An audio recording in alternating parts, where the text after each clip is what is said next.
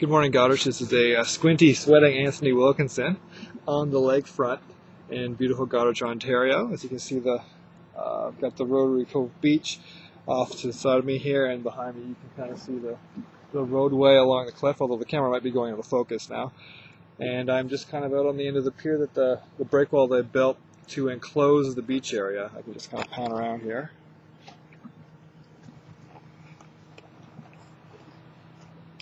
It's May the 31st, 2010. It is hot. I don't know. It's low 30s. And I'm here talking to you at 2 o'clock in the afternoon. It's been quite an interesting day in the town of Goderich. There's been a fiber cut, and both of the internet service providers were down. Apparently Hurontel was down for a couple hours this morning, and Eastlink, as of 1:30 when I left the office, were still out. So a lot of people were pretty jazzed about that. What else? Well, I mean, just to talk about myself personally, which I'm sure is very exciting. My cell phone, I have a smartphone that died yesterday because when you let them run out of battery power, they get kind of grumpy and sometimes they don't like to turn on. I've had this happen before once, but I can't get it to turn on. So I spent much of the morning on the phone with Rogers, and there's a Rogers store in town, so I stopped and saw them. They gave me a very high-tech flip phone. It's kind of strange experience to go back to just having a regular phone. It works great as a phone though, which is often the problem you have with smartphones, is they do other stuff awesome and they do being a phone really badly. What else on the weekend? My sister and I tore out my mother's bathroom. We gutted the whole thing, and I'd just like to tell you an interesting story about that. Is we were in there and we determined we were going to take out these 3 walls and maybe leave the ceiling. We're not sure. We'll see how it gets. And my mom had a hammer and she smashed a hole in the wrong wall. And we looked through the hole and we could see a newspaper. And so I reached through and there was a kind of a bag, so I thought, okay, maybe they tried to do some sort of because I mean around here, old houses, you tend to find newspapers in the walls. They were kind of like an attempt at insulation at one point. But so I reached through, pulled out the paper. I was in a bag, so I pulled it out of the bag and it was completely intact. So all the sections were there. April 16th, 1979 edition of the Huron Expositor. And we thought that was really strange that they just put a whole entire unread newspaper, it looked like, in the wall. So we got the hammer out, we made the hole bigger, and we reached in and pulled out a bag. It was basically like a plastic garbage bag, duct taped shut, and it had the Huron Expositor, the London Free Press, and the Toronto Star in it. And there was an envelope. And in the envelope there was all the coins. There was 1, 5, a dime and a quarter. This is pre-loony, of course. And there was a letter, and the letter was from the owners of the house, who said, they wrote it. This is this day in 1979, and this is what we've done to our home. The house that my mother lives in was not the Van Egmond house, but it was also built by, I think it was a brother or cousin or something, Van Egmond.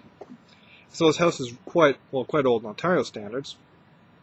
And in 1979, this couple who owned the house decided to renovate the upstairs.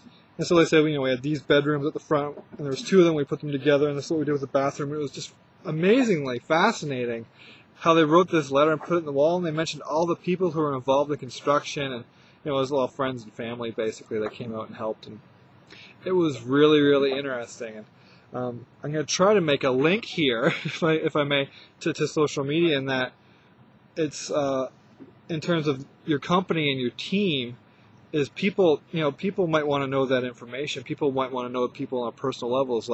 They see a product, but they might not necessarily see the people behind it and the people whose imagination and willpower and skill made this happen.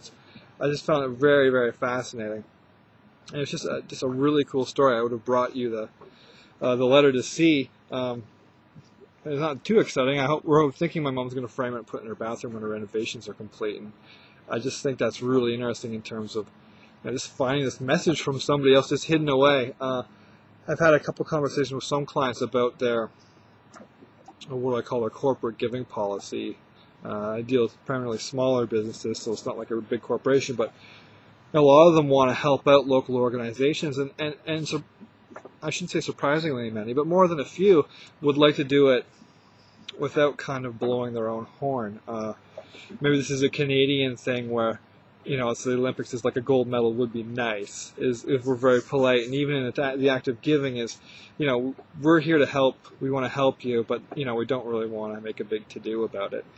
And so one of the concepts I kind of pitch to them to try to help them out is, you don't have to put these things front and center in your marketing material. You don't have to put them front and center of your newsletter or front and center of your website.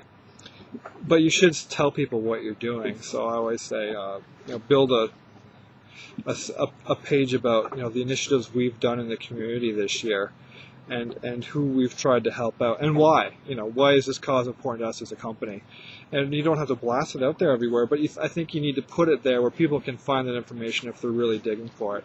And I liken it kind of to it is a little bit like, not a time capsule, but just like, people want to know more about your company, and if you just give them the opportunity to maybe look behind the scenes and find some things out, oftentimes they'll be very impressed, and it'll help a customer more identify with you and the people in your company that are doing the work, and hopefully it will bring the customer and the company closer together.